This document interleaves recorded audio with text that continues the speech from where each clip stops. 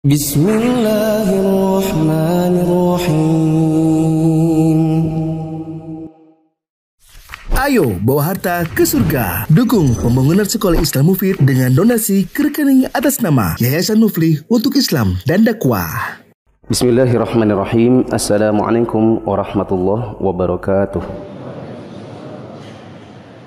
Alhamdulillahirabbil alamin wassalatu wassalamu ala asyrafil anbiya'i wal mursalin wa ala alihi wa ashabihi ajma'in. Hadirin jamaah yang dirahmati Allah, kita bersyukur kepada Allah. Pada hari ini kita akan lanjutkan kembali ensiklopedia salat jilid yang pertama.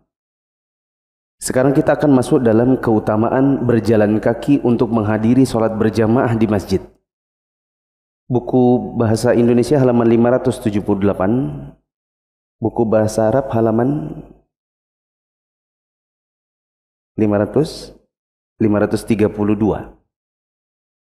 Karena pembaca hari ini tidak datang, jadi saya yang baca Indonesianya. Nanti ada Ridwan yang membantu untuk highlight bahasa Arabnya. Sebelumnya saya sampaikan terlebih dahulu, kadang-kadang sebagian dari teman-teman meletakkan bukunya di lantai. Lalu sebagian ada yang ketika berjalan bukunya itu dilangkahi. Saya ingatkan bahwa di dalam buku yang kita pegang ini ada banyak ayat-ayat dan ada lafaz-lafaz jalalah Allah, sehingga teman-teman ketika melangkah tidak boleh melangkahi bukunya sebagai adab terhadap keagungan Allah dan ayat-ayat Allah. Kita mulai keutamaan berjalan kaki menghadiri sholat berjamaah di masjid. Kata penulis, berjalan kaki menuju ke masjid untuk menunaikan sholat berjamaah salah satu bentuk ketaatan yang agung. Di antara keutamaannya, pertama, kecintaan yang besar pada sholat berjamaah di masjid menjadikan seseorang berada dalam naungan Allah pada hari kiamat kelak. Jadi teman-teman, kalau kita sering dan suka pergi ke masjid untuk sholat berjamaah, salah satu faedahnya adalah kita akan diberikan oleh Allah naungan di hari kiamat. Di hari di mana tidak ada naungan kecuali naungan Allah. Berdasarkan hadis Abu Hurairah radhiyallahu anhu, Nabi SAW bersabda, "Sab'atun yudhilluhumullahu ta'ala fi dhillihi yawma la dhilla illa dhilluh. Al-imamul adil, wa syabun nasha fi ibadatillah, wa rajulun qalbuhu mu'allaqun fil masajid. ورجلان تحابا في الله اجتمعا عليه وتفرقا عليه ورجل دعته امرأة ذات منصب وجمال فقال إني أخاف الله ورجل تصدق بصدقة فأخفاها حتى لا تعلم شماله ما تنفق يمينه ورجل ذكر الله خاليا ففاضت عيناه." 7 golongan yang Allah akan naungi di hari di mana tidak ada naungan kecuali naungan Allah. 1. Imam yang adil atau pemimpin yang adil. 2. Pemuda yang senantiasa beribadah kepada Allah. Yang 3. Seseorang yang hatinya terpaut dengan masjid. Ini sesuai dengan bab yang sedang kita baca, keutamaan pergi ke masjid. Ya, yaitu golongan yang ketiga, orang yang hatinya terpaut dengan masjid. Kemudian yang keempat, 2 orang yang saling mencintai karena Allah, berkumpul karena Allah, berpisah karena Allah. Berikutnya adalah orang yang dibujuk oleh seorang wanita yang memiliki kedudukan dan rupawan, dibujuk untuk berzina, tapi dia menolak dan mengatakan, sesungguhnya aku takut kepada Allah. Golongan yang berikutnya adalah orang yang bersedekah dan dia sembunyi-sembunyi sampai-sampai tangan kirinya tidak mengetahui apa yang diinfakkan tangan kanannya. Golongan yang terakhir adalah orang yang mengingat Allah di tempat yang sunyi atau dalam keadaan bersendirian, kemudian kedua matanya berlinang air mata. Dalam lafaz Muslim disebutkan, warajulun mu'allaqun bil masjid idza kharaja minhu hatta ya'uda ilaih. Seseorang yang selalu terpaut dengan masjid, jika dia keluar darinya, dia selalu ingin kembali segera ke sana. Nah, dalam menjelaskan sabda Nabi SAW, seseorang yang hatinya terpaut dengan masjid, kata Imam Nawawi, maksudnya adalah cintanya benar-benar mendalam pada masjid dan senantiasa membiasakan diri hadir sholat berjamaah di masjid. Hal itu berarti terus-menerus duduk di dalam masjid. Kita lihat orang ini senantiasa ada di masjid. Kata Al-Hafiz Ibnu Hajar rahimahullah, mu'allaqun fil masajid, mu'allaqun fil masajid. Ya, demikian yang terdapat dalam kitab As-Sahihain. Lahiriah kata tersebut berasal dari kata ta'liq atau bergantung. Seakan-akan beliau menyerupakan dengan sesuatu yang bergantung di masjid, seperti lampu misalnya, sebagai isyarat yang menunjukkan pada lamanya ketergantungan hati pada masjid, meskipun jasadnya di luar masjid. Hal itu juga ditunjukkan oleh Al-Jauzaqi, seakan-akan hatinya tergantung di masjid. Mungkin juga berasal dari kata al-alaqah. Teman-teman yang pegang bahasa Indonesia, ini ada kekurangan hurufnya. Ya, ada bolpen. Ada kurang hurufnya, yaitu kurang a. Al-alaqah. Al-alaqah. Ini kurang a ya. Mas Subhan nanti tolong bantu koreksi ya. Al-alaqah yang berarti kecintaan yang sangat mendalam. Hal itu juga ditunjukkan oleh riwayat Ahmad, mu'allaqun bil masajid, terpaut hatinya pada masjid. Keutamaan yang kedua, menghadiri sholat berjamaah di masjid, yaitu berjalan kaki menuju tempat sholat berjamaah, meninggikan beberapa derajat, menghapuskan kesalahan, dan menghasilkan berbagai kebaikan. Hal ini berdasarkan hadis Abdullah bin Mas'ud radhiyallahu anhu. Di sini Abdullah bin Mas'ud radhiyallahu anhuma. Ini salah ya. Yang benar radhiyallahu anhu saja. Dia bercerita, saya langsung ke Indonesianya. Tidaklah seseorang bersuci dan dia melakukannya dengan sebaik-baiknya. Kemudian dia berangkat ke salah satu dari masjid-masjid yang ada, melainkan Allah akan menetapkan baginya dari setiap satu langkahnya yang diayunkannya mendapatkan satu kebaikan. Dengannya pula Allah akan tinggikan derajatnya satu derajat dan menghapuskan darinya satu keburukan. Pada hadis Abu Hurairah yang dimarfu'kannya, katanya yang demikian itu adalah jika salah seorang dari kalian berwudu dan kemudian melakukan wudunya dengan sebaik-baiknya, kemudian dia berangkat ke masjid, dia tidak berangkat selain untuk mengerjakan sholat, tidaklah dia melangkah satu langkah, melainkan dengan satu langkah itu akan ditinggikan satu derajat dan dihapuskan satu dosa. Jadi kalau teman-teman dari rumah sampai di masjid 100 langkah, berarti 100 dosa dihilangkan, 100 derajat diangkat, dan dicatat untuk kita 100 kebaikan. Maka beruntunglah teman-teman yang kalau ke masjid selalu jalan kaki. Ya, karena ada juga sebagian orang yang walhamdulillah dia pergi ke masjid, tapi dari rumah menuju ke masjid selalu berkendaraan. Sampai-sampai di antara sahabat Nabi atau di antara salafus saleh di zaman dahulu, kalau mereka pergi ke masjid dan kebetulan bersama hewan, mereka tidak mau naiki hewannya. Karena mereka mendengar bahwa yang dihitung oleh Allah ini adalah langkah kaki. Maka hewannya diarak bersama dirinya di sebelahnya, dia jalan kaki. Ya. Tapi saya juga pernah mendengar fatwa Syekh Ubaid bin Jabir Al-Jazairi ketika beliau pernah ditanya, Syekh, ada sebagian orang yang rumahnya betul-betul jauh dari masjid. Kalau dia nekat jalan kaki malah memudaratkan, seperti selalu terlambat. Atau misalnya di waktu sangat panas. Pertanyaannya, kalau dia terpaksa naik kendaraan, lalu bagaimana cara menghitung ini? Diangkat derajat, dihapus dosa, dicatat kebaikan. Maka beliau mengatakan, semoga, beliau tidak berani memastikan, tapi beliau mengatakan, jika rumahnya betul-betul jauh, maka semoga per satu putaran rodanya mengangkat derajat, satu putaran itu menghapus dosa, dan satu putaran rodanya itu berbuah kebaikan. Bila rumahnya betul-betul jauh. Dari Abu Hurairah radhiyallahu anhu, dia bercerita, Rasulullah SAW bersabda, barang siapa bersuci di rumahnya, diberi stabilo teman-teman kata-kata di rumahnya.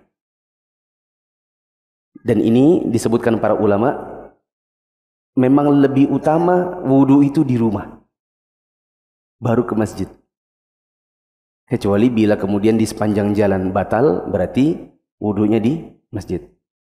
Tapi bila memang belum berangkat, maka yang lebih utama wudhu dulu baru berangkat. Barang siapa bersuci di rumahnya kemudian jalan kaki menuju ke salah satu dari rumah Allah, yaitu masjid, untuk menunaikan salah satu dari sholat yang fardu, maka kedua langkahnya yang satu dapat menghapuskan dosa dan yang satu lagi meninggikan derajat. Imam Al-Qurtubi rahimahullah mengatakan, Ad-Dawudi mengemukakan, jika dia memiliki beberapa dosa akan dihapuskan dengannya, dan jika tidak punya dengannya akan ditinggikan beberapa derajat. Hal itu menunjukkan bahwa yang dihasilkan dari satu langkah itu adalah satu derajat, baik dihapuskan dosanya maupun ditinggikan derajatnya. Sebagian ulama ada yang mengatakan yang dihasilkan dari satu langkah itu 3 hal tadi, yaitu tingginya derajat, terhapusnya dosa, dan tambah kebaikan. Hal ini berdasarkan sabda Nabi SAW, kataballahu lahu bikulli khutwatin hasanatan wa yarfa'u biha darajatan wa yahuttu anhu biha sayyi'atan. Allah akan menetapkan baginya dari setiap satu langkah kakinya, yaitu ditinggikan satu derajat, dihapuskan darinya satu keburukan, dan tadi sudah disebutkan, ditetapkan satu kebaikan. Maka teman-teman yang dirahmati Allah, bila kita dari rumah, sekali lagi, ada 100 langkah kaki, maka setiap satu langkah ini dicatat untuk kita 100 kebaikan, dihapus 100 dosa, dan akan ditinggikan 100 derajat.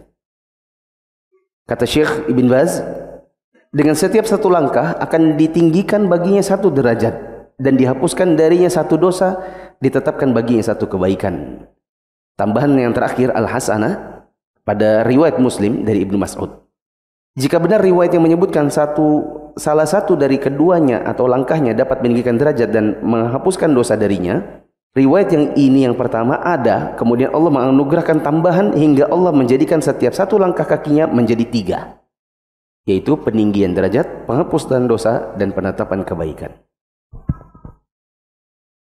Keutamaan yang ketiga, ditetapkan baginya pahala saat berjalan ke rumah sebagaimana ditetapkan baginya pahala saat berjalan ke tempat sholat, jika dia mengharapkan pahala dari hal tersebut. Boleh di highlight ini kata-kata jika dia mengharapkan pahala, karena bisa jadi ada orang pergi ke masjid hanya karena sebatas rutinitas. Bisa jadi ada orang ke masjid hanya karena teman-temannya sekantor semuanya ke masjid, daripada sendirian di kantor, ikut ke masjid. Tapi dia sebenarnya tidak mengharapkan pahala, melainkan hanya karena ikut-ikutan saja. Maka sebelum kita ke masjid, yakinkan di dalam hati bahwa kita ini ingin mengharapkan pahala dari Allah. Berdasarkan hadis Ubay bin Ka'ab radhiyallahu anhu, dia bercerita, ada seseorang, dan aku tidak pernah mengetahui seorang pun yang tempat tinggalnya lebih jauh dari masjid selain dirinya. Dia tidak melangkah kecuali untuk sholat. Boleh diberi koreksi? Saya sudah baca bahasa Arabnya. Di sini ada salah terjemah. Tak coret ya? Kata-kata dia tidak melangkah kecuali untuk sholat, ini salah terjemah. Dicoret saja. Yang benar, tidak satu pun sholat terluput darinya. Terluput darinya. Karena di situ bahasa Arabnya la tukhti'uhu salatun, ya kan? Ya.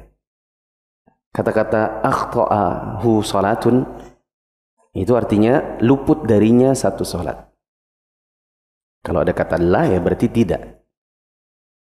Berarti terjemahan yang benar, kata Ubay, ada seseorang yang saya tahu atau saya tidak pernah tahu ada orang yang tempat tinggalnya lebih jauh dari dirinya kalau pergi ke masjid. Dan saya tahu bahwa tidak satu pun sholat terluput darinya. Dikatakan atau kukatakan kepadanya, Seandainya engkau beli saja seekor keledai yang bisa kamu naiki pada saat gelap dan saat panas. Maksudnya, kasihan kamu ini sudah rumahnya jauh. Coba kamu beli keledai saja. Supaya kalau sholat maghrib, sholat isya, kamu PP itu nggak kegelapan. Kalau sedang ada musim panas, jadi kamu tidak kepanasan. Kalaupun panas, ya segera nyampe ke masjid. Atau segera pulang ke rumah. Cobalah beli hewan kendaraan. Mungkin kalau dia hidup di zaman sekarang, orang bilang, coba beli motor. Ya kan? Apa katanya? Aku tidak ingin rumahku berada di dekat masjid. Sesungguhnya aku ingin pahala dari langkahku ke masjid ditetapkan. Dan langkahku saat kembali ke keluargaku juga ditetapkan. Ya. Maka Rasulullah SAW bersabda, "Qad jama'allahu laka dzalika kullah." Sesungguhnya Allah telah mengumpulkan semuanya itu untukmu, yaitu pahalamu saat pergi, pahalamu saat pulang. Dalam sebuah lafaz disebutkan, "Innalaka mahtasabta." Sesungguhnya engkau akan mendapatkan apa yang kamu harapkan, yaitu jalan kaki ke masjid. Sengaja tidak beli hewan supaya bisa pergi ke masjid berjalan kaki. Imam An-Nawawi rahimahullah mengatakan, di dalam hadis tersebut terdapat penetapan pahala bagi langkah pulang, sebagaimana juga ditetapkan untuk langkah berangkat. Ya, jadi teman-teman, pahala orang pergi ke masjid jalan kaki itu bukan cuma pahala perginya, tapi juga pahala pulangnya. Berarti kalau PP 200 langkah, maka ya sudah 200 kali 3 hal tadi. Apa saja 3 hal tadi? Ditinggikan derajat, dihapuskan dosa, dicatat kebaikan. Imam An-Nawawi rahimahullah mengatakan, di dalam hadis tersebut terdapat penetapan pahala bagi langkah pulang sebagaimana langkah berangkat.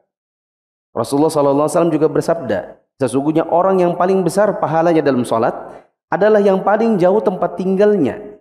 Lalu yang lebih jauh lagi dari mereka yang menunggu sholat sehingga dia menunaikannya bersama imam lebih besar pahalanya daripada yang mengerjakannya kemudian tidur. Dari Jabir radhiyallahu anhu, dia bercerita, tempat di sekitar masjid kosong, lalu Bani Salimah berniat untuk pindah ke dekat masjid. Niat mereka ini terdengar oleh Rasulullah, maka Rasulullah bertanya kepada mereka, sesungguhnya telah sampai kepadaku bahwa kalian mau pindah dekat masjid. Betul? Mereka menjawab, iya betul. Memang kami maunya pergi ke masjid itu biar dekat ya Rasulullah, maka kami pindah dekat masjid. Maka Nabi SAW bersabda, ya Bani Salimata, diyarokum tuktab atharukum. Diyarokum tuktab atharukum. Wahai Bani Salimah, jangan pindah. Tetap saja di tempat kalian, niscaya akan ditetapkan bagi kalian pahala untuk setiap langkah-langkah kalian. Tetaplah di tempat tinggal kalian yang sekarang, akan ditetapkan pahala bagi langkah-langkah kalian. Maka kalau ada yang rumahnya misalnya 10 rumah dari masjid, jalan kaki masih mudah. Terus ada rumah misalnya dijual dekat masjid, sebelah masjid. Ya. Beli atau enggak? Ya tergantungnya ada uang atau enggak. Dan murah atau enggak. Ya. Tapi kalau kita bicara tentang mana yang lebih besar pahalanya, jawabannya yang 10 rumah daripada yang rumahnya pas sebelah masjid. Yang keempat, keutamaan jalan kaki ke masjid. Berjalan menuju sholat jamaah dapat menghapuskan dosa. Kurang lebih sama dengan yang nomor 2 tadi. Berdasarkan hadis Abu Hurairah radhiyallahu anhu, Rasulullah SAW bersabda, maukah kalian kutunjukkan kepada perbuatan yang dengannya Allah akan menghapuskan dosa dan meninggikan derajat? Mereka jawab, mau ya Rasulullah. Maka Rasulullah menjawab, isbaghul wudu'i 'ala makarih. Isbaghul wudu'i 'ala makarih. Wa kathrul khuta' ila al-masajid. Wa intidharus salati ba'da salah. Fadzalikumur ribat. Fadzalikumur ribat. Yang dimaksud Nabi ini, perbuatan yang bisa menghapuskan dosa dan meninggikan derajat adalah menyempurnakan wudu pada saat yang tidak disukai atau pada saat menyulitkan. Banyak melangkah ke masjid dan menunggu sholat hingga sholat berikutnya, yaitu menunggu sholat setelah satu sholat. Itulah ribat, itulah ribat. Inilah namanya penjagaan dan perjuangan, yaitu melangkah ke masjid. Teman-teman yang dirahmati Allah, boleh kita catat sedikit, ada kata-kata menyempurnakan wudu saat sulit. Ya. Misalnya menyempurnakan wudu meskipun musim dingin. Nanti timbul pertanyaan, Ustadz, kalau airnya sangat dingin, bagaimana kita menyempurnakan wudu? Jawabannya, airnya dipanaskan.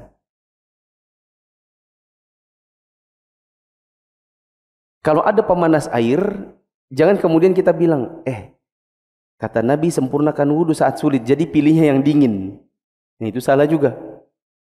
Yang benar, tetap sempurna wudu saat sulit. Jadi kalau airnya sangat dingin, caranya supaya tetap sempurna adalah dipanaskan. Bukan justru milih yang dingin. Ini sama seperti kita tahu bahwa satu langkah kaki ke masjid itu menghapus dosa misalnya. Kemudian dari rumah kita dengan jarak normal 100 langkah, ada orang malah muter-muter dulu ke sana kemari supaya dapat 300. Malah ini kesalahan. Selanjutnya, kata penulis, penghapusan dosa sebagai kinayah atas pengampunannya tercakup di dalamnya penghapusan dosa dari kitab catatan dan menjadi bukti sebagai pengampunannya. Peninggian derajat, yakni tempat yang paling tinggi di surga. Isbaghul wudu berarti maksudnya penyempurnaan wudunya. Al-makari maksudnya adalah kondisi sulit yang tidak disukai seperti dingin atau airnya menyengat tubuh. Seperti seseorang sedang demam, mungkin air dengan suhu 25 derajat Celcius dirasanya sangat dingin. Maka meskipun dalam kondisi demikian, bisa airnya dihangatkan dulu baru kemudian wudu dengan air hangat. Banyak langkah dapat diperoleh dengan bertempat tinggal yang jauh dari masjid dan sering ke masjid. Selanjutnya, keutamaan jalan kaki ke masjid. Yang kelima, berjalan ke tempat sholat, menyempurnakan wudu, itu semua dapat menghapuskan dosa. Kembali lagi seperti yang nomor 4 dan nomor 2. Rasulullah SAW bersabda, barang siapa berwudu untuk mengerjakan sholat, dan dia menyempurnakan wudunya, kemudian berangkat untuk menunaikan sholat wajib, dan dia mengerjakannya bersama orang-orang atau bersama jamaah atau di masjid, maka Allah mengampuni dosa-dosanya. Yang keenam, pahala bagi orang yang jalan kaki ke masjid. Allah akan menyediakan jamuan di surga bagi siapa yang berangkat ke masjid di pagi dan sore hari setiap kali dia melakukannya. Nabi SAW bersabda, man ghoda ilal masjidi aw raha a'addallahu lahu fil jannah nuzulan kullama ghoda aw rah. Barang siapa pergi ke masjid pada pagi atau sore hari, niscaya Allah akan menyediakan baginya jamuan di surga setiap kali dia pergi pagi ataupun sore hari. Kata al-ghoda maksudnya adalah ke masjid pagi-pagi. Sedangkan roha itu artinya pulang pada sore hari. Keduanya dipergunakan untuk pergi dan pulang secara mutlak dan luas. Kata a'adda maksudnya menyiapkan. An-nuzul itu artinya jamuan penghormatan bagi tamu. Ya. Ini yang disediakan Allah di surga bagi orang yang suka pergi ke masjid. Hal itu disediakan setiap kali pergi pagi dan sore hari. Yang demikian itu merupakan anugerah yang diberikan Allah kepada siapa saja yang berangkat menunaikan sholat di masjid pada pagi dan sore hari. Yakni disediakan baginya jamuan pada saat kepergian dan kepulangannya. Semoga Allah memberikan kepada kita semua jamuan di surga nanti. Yang ketujuh, barang siapa yang berangkat menunaikan sholat jamaah lalu tertinggal, padahal dia sudah biasa melakukannya, maka baginya pahala seperti orang yang menghadirinya. Singkat katanya begini, siapa yang biasa ke masjid suatu hari terlambat karena uzur, maka pahalanya tetap dicatat. Meskipun ternyata sholatnya sendirian. Boleh diberi catatan dekat situ, kata-kata sudah biasa. Ini diberi highlight ini, sudah terbiasa. Contohnya gimana? Boleh diberi contoh. Biasa sholat subuh. Ya, biasa sholat subuh di masjid. Suatu subuh kebelet BAB. Kebelet BAB. Hingga terlambat. Hingga terlambat. Misalnya dia sampai di masjid ternyata orang sudah tinggal tahiyat akhir. Maka dia tetap tercatat sebagaimana dia biasa sholat subuh. Ya.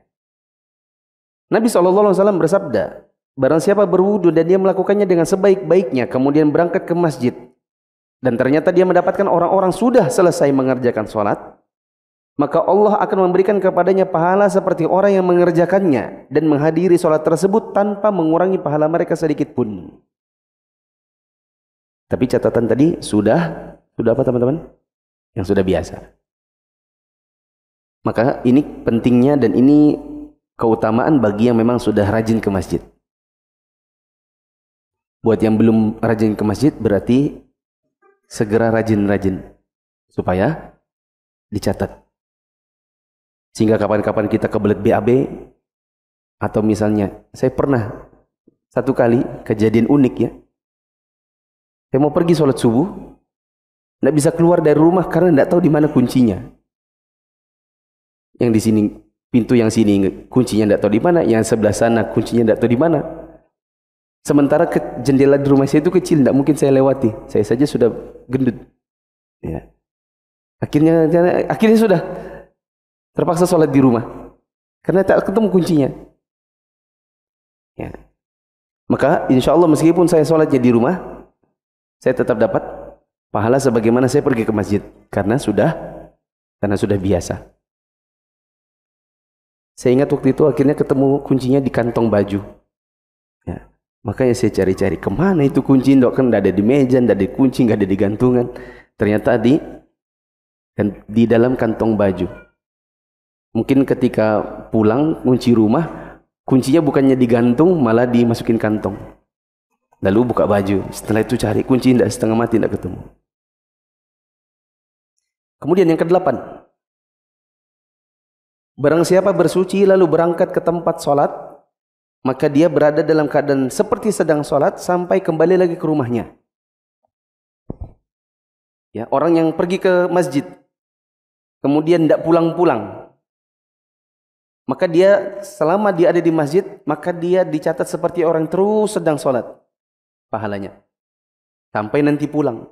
Contohnya kita sekarang ini, kita tidak pulang ke rumah, tapi kita duduk menuntut ilmu sambil menunggu datangnya sholat isya. Maka duduknya kita ini dapat pahala, dapat ilmu, dapat pahalanya sholat. Bukan cuma pahala menuntut ilmu, tapi juga pahala sholat. Rasulullah SAW bersabda, "Idza tawadda'a ahadukum fi baitihi, thumma atal masjidah, kana fi salatin hatta yarji'a, fala yaqul hakadha." Jika salah seorang dari kalian berwudu di rumahnya, kemudian dia datang ke masjid, maka dia termasuk dalam kondisi sholat hingga dia pulang. Tapi jangan begini. Coba, jangan begini bagaimana? Maka beliau pun menjalin jari jemarinya. Coba teman-teman, jalin jari jemari kayak apa? Kayak gini. Maka sambil nunggu iqamat, tidak boleh begini. Ibu-ibu mungkin tidak bisa, ibu tahu lah ya, menjalin jari jemari, tangkupkan dua tangannya. Biasanya ini nunggu iqamat sambil duduk, sambil gini tangannya. Perbuatan menjalin jari jemari sambil menunggu iqamat memutus pahalanya. Nanti kita hanya dapat pahala kalau nanti sudah mulai sholat lagi. Jadi kalau iqamatnya misalnya masih 10 menit, 10 menit kita duduk jalin jari jemari, maka hilang pahala seperti orang sholat 10 menit. Ya. Jadi tidak menjalin jari jemari. Adapun selesai sholat, zikir, ada menjalin jari jemari, mau pulang, maka tidak apa-apa. Yang tidak boleh adalah sambil nunggu iqamat. Ada yang tahu? Yang tahu dapat hadiah, dapat voucher. Kenapa kok tidak boleh jalin-jalin jemari? Apa mungkin alasannya, hikmahnya? Kenapa kita tidak begini? Jalin-jalin jemari sambil nunggu iqamat. Ada yang tahu?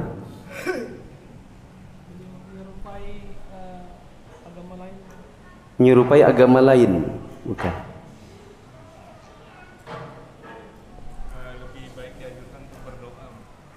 Karena lebih baik berdoa. Ada jawaban yang lebih bagus?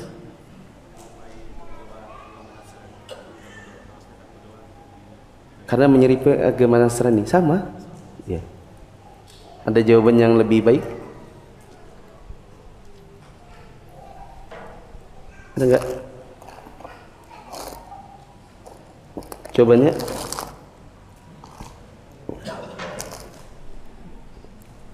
Ini mas. Pilih. Cepat. Loh, kok malah mundur? Ini bisa jadi isinya baju, bisa jadi isinya peci, atau peci itu baju, tidak tahu yang mana. Oke. Kenapa kita dilarang menjalin jari jemari? Satu, sunnahnya sambil nunggu iqamat itu berdoa. Sebagaimana jawaban tadi. Harusnya bukan jari jemari, tapi apa? Menengadahkan tangan untuk berdoa. Yang kedua, jalin jari jemari menunjukkan orangnya tidak zikir. Ini pasti merenung. Karena nggak ada orang zikir itu tangannya jalin jemari. Kalau dia berzikir, mungkin dia akan begini, yaitu berdoa. Kalau seperti ini pasti orang bengong. Sambil nunggu iqamat, jarinya dijalin begini. Ini pasti orang yang bingung, ngapain ya? Atau lagi mikir sesuatu. Lama betul imamnya nih, mana sih? Ini ketahuan orang tidak berzikir. Atau bisa juga dikatakan orang malas. Begitu. Selanjutnya, yang ke-9, pahala bagi orang yang pergi ke masjid dan berjalan kaki. Yaitu, pahala orang yang pergi berangkat sholat dalam keadaan suci sama seperti orang yang menunaikan haji dan umrah. Rasulullah SAW bersabda, "Man kharaja min baitihi mutatahhiran ila salatin maktubatin, fa ajruhu ka ajril haji al-muhrim." Barang siapa yang keluar dari rumahnya dalam kondisi suci menuju ke tempat salat, yaitu salat wajib, maka pahalanya seperti orang yang menunaikan haji yang sedang berihram.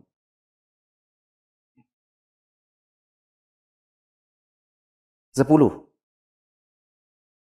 Orang yang berangkat menunaikan sholat berjamaah senantiasa dalam jaminan Allah. Rasulullah SAW bersabda, ada 3 kelompok orang yang berada dalam jaminan Allah yang maha mulia lagi maha perkasa. Yaitu seseorang yang pergi berperang di jalan Allah yang maha mulia lagi maha perkasa. Maka dia berada dalam jaminan Allah sampai Allah mewafatkannya lalu memasukkannya ke surga atau menyerahkan kepadanya pahala dan ghanimah yang dia dapatkan. Kemudian seorang yang berangkat ke masjid, maka dia berada dalam jaminan Allah sampai Allah mewafatkannya lalu memasukkannya ke surga atau menyerahkan kepadanya pahala dan ghanimah yang diperolehnya. Dan yang ketiga adalah seorang yang masuk rumahnya dengan mengucapkan salam, maka dia juga berada dalam jaminan Allah yang maha mulia lagi maha perkasa. Yang demikian itu merupakan anugerah dari Allah Azza wa Jalla, yaitu Allah menjadikan masing-masing dari ketiga kelompok orang tersebut berada dalam jaminan Allah sampai Allah memberikan pahala yang setimpal. Kata dhaminun atau madmunun artinya yang dijamin. Sedangkan sabda Nabi, wa rajulun dakhala baitahu bisalamin, seorang yang masuk rumahnya dengan mengucapkan salam, maksudnya adalah pertama mengucapkan salam jika masuk rumah. Yang kedua adalah dengan memasuki rumahnya dia menginginkan keselamatan. Yaitu tetap tinggal di dalam rumah dalam rangka mencari keselamatan dari berbagai fitnah. Hal itu menganjurkan untuk beruzlah dan memerintahkan untuk tidak banyak berinteraksi dengan orang-orang. Hal itu dilakukan pada saat mewabahnya berbagai macam fitnah dan adanya kekhawatiran orang muslim terhadap bahaya yang mungkin menimpa agamanya. Adapun saat kondisi aman dari berbagai hal tersebut, maka seseorang mukmin yang banyak berinteraksi dengan orang-orang dan bersabar atas berbagai hal yang menyakitkan diri mereka, seraya mengajak mereka ke jalan Allah, justru akan mendapatkan pahala yang lebih besar daripada orang-orang yang tidak bergaul dan yang tidak bersabar atas hal yang menyakitkan diri mereka. Wallahu a'lam. Ini mungkin bisa selesai sampai 16 ya. Lanjut. Pahala yang ke-11 bagi orang yang pergi ke masjid, yaitu para malaikat mencari para pejalan kaki yang menuju ke tempat sholat jamaah. Allah berkata kepada Nabi SAW dalam sebuah mimpi, "Hai Muhammad, apakah engkau tahu apa yang diperbincangkan oleh mala'u, ya, al-mala' al-a'la, itu malaikat-malaikat yang didekatkan?" Maka Nabi SAW pun menjawab, "Ya, tentang kafarat, diam di masjid setelah sholat, berjalan kaki ke tempat sholat jamaah, dan menyempurnakan wudhu pada saat tidak disukai. Barang siapa mengerjakan hal tersebut, dia akan hidup dengan baik dan mati dengan baik. Dan dia juga akan terlepas dari dosanya seperti saat dilahirkan oleh ibunya." Tadi ada perkataan di awal, "Wahai Muhammad, apakah engkau tahu apa yang diperbincangkan oleh malaikat yang al-a'la, yang didekatkan, atau al-mala' al-a'la?" Ya, maka Nabi SAW memberitahukan tentang, ya, orang-orang yang berjalan kaki ke tempat sholat. Ada catatan kaki 152. Ya. Yakhtasim artinya memperbincangkan.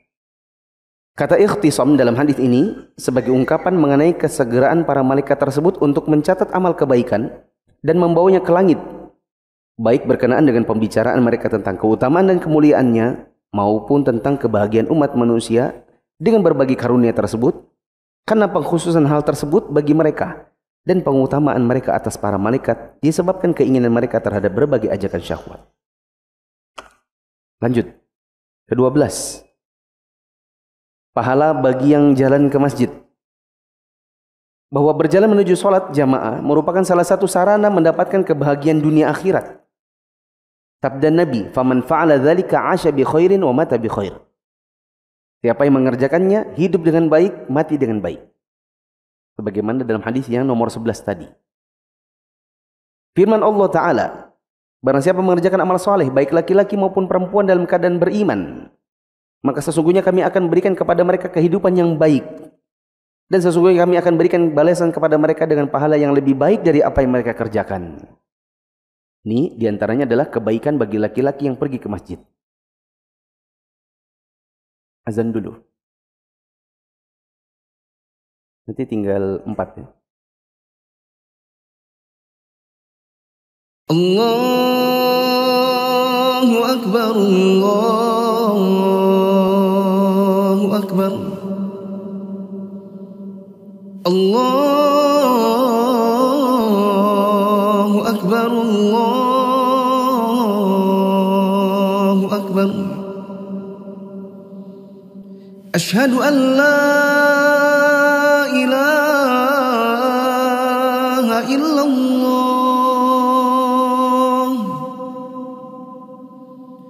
Ashhadu an la ilaha illallah. Ashhadu anna Muhammadar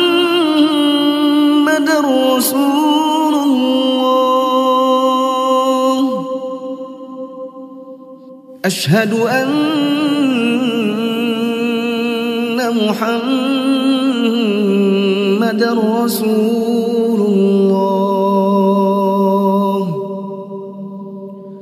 Hayya 'alas salah,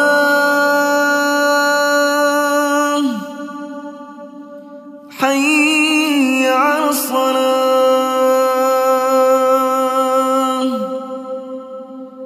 hayya 'alal falah,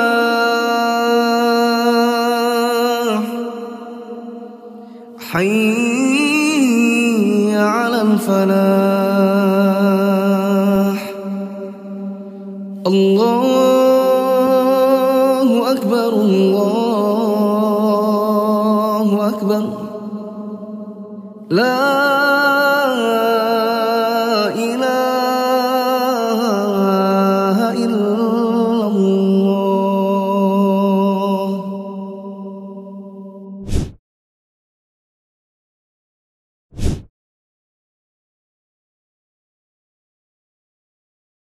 Saya lanjutkan. Yang ke-13. Bagi orang yang jalan kaki ke masjid, berangkat ke tempat sholat jamaah merupakan salah satu faktor penghapus berbagai dosa. Ini sebenarnya kurang lebih sama seperti nomor sebelumnya. Sabda Nabi SAW, dia akan terlepas dari dosanya seperti hari dilahirkan oleh ibunya.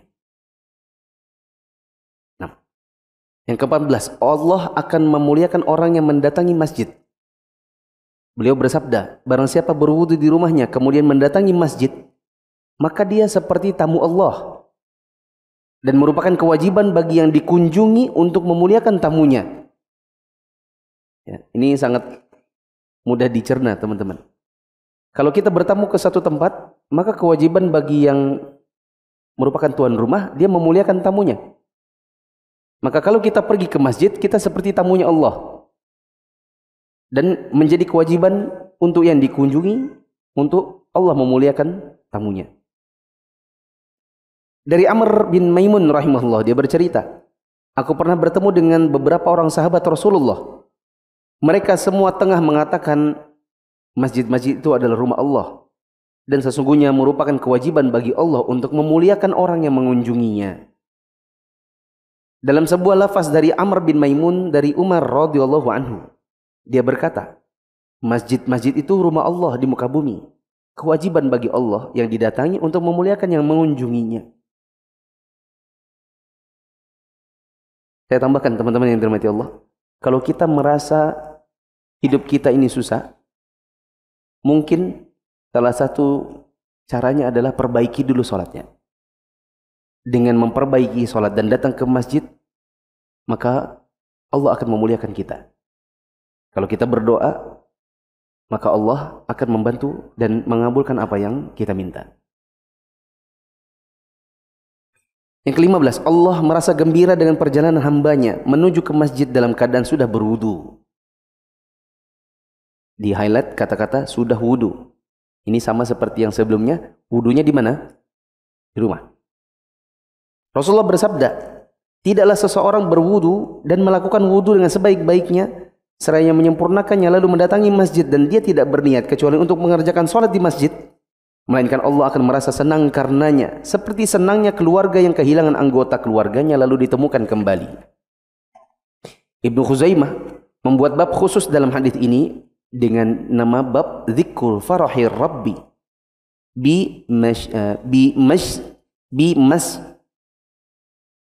di situ apa? Masyi. Ya. Soalnya ini kan M-A-S-Y-I. Kita bacanya masyi salah. Yang benar masyi. Jadi Y-nya harusnya 2. Ya kan masyi. Atau di situ masyi, coba. Yang mana? Dzikrul Farahir Rabbi Ta'ala bimasyi. Ini karena Y-nya cuma 1, jadi susah bacanya. Harusnya Y-nya 2. Masy, kasih garis datar, Y-I. Y, jadi Y-nya 2. Dzikrul Farahir Rabbi bi masyi abdihi ilal masjidi mutawaddiyan. Seluruh sifat Allah yang maha tinggi telah ditetapkan sesuai dengan apa yang layak baginya. Terakhir yang ke-16. Pahala bagi orang yang pergi ke masjid. Nur yang sempurna atau cahaya yang sempurna pada hari kiamat kelak bagi orang yang suka pergi ke masjid dalam kondisi gelap.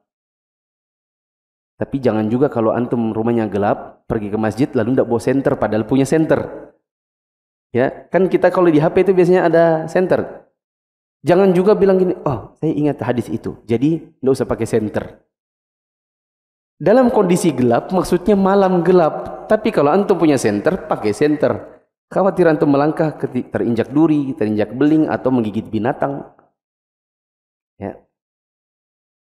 Ini sama seperti ada orang berkata, ini ada hadis Nabi dibawakan handuk, terus Nabi tolak.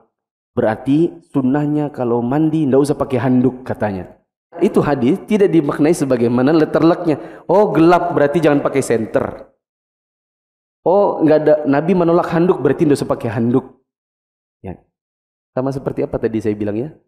Oh satu langkah kaki menghapus derajat berarti keliling-keliling dulu. Padahal ada rumah dekat masjid itu jalan normal saja bisa. Begitu. Saya ulang, cahaya yang sempurna pada hari kiamat bagi orang yang pergi ke masjid dalam kondisi gelap. Nabi SAW bersabda, "Basyir masya'ina fi dhulami ilal masjidi bin nuri at-tami yawmal qiyamah." Berilah kabar gembira bagi orang yang berjalan di kegelapan malam menuju ke masjid dengan cahaya yang sempurna di hari kiamat kelak. Semoga Allah menjadikan kita orang-orang yang rajin ke masjid dan memberikan kepada kita semua keutamaan-keutamaan bagi orang-orang yang pergi ke masjid. Tidak ada tanya jawab karena saya kira jelas. Subhanakallahumma wa bihamdika asyhadu an la ilaha illa anta astaghfiruka wa atubu ilaik. Wassalamualaikum warahmatullahi wabarakatuh.